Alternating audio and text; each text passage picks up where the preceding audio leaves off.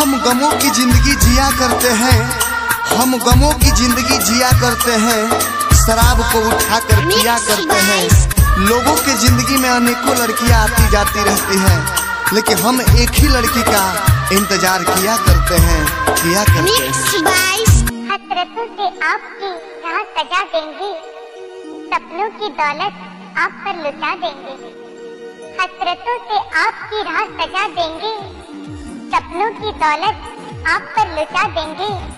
ना कोई फूल है आज मेरे दामन में, लेकिन आपके आने पर अपनी पलकी दिखा देंगे।